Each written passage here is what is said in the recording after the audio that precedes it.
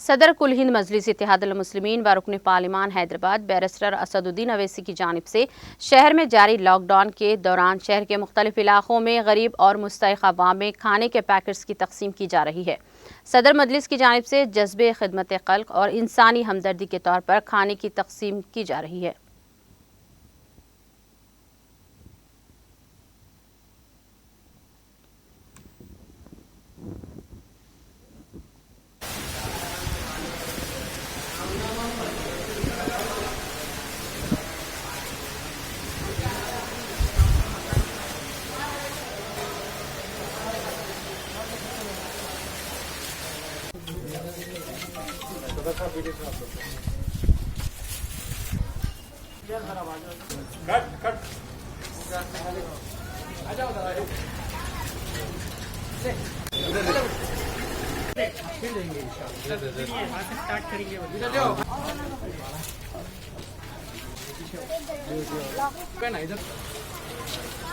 कौन है? किसका है?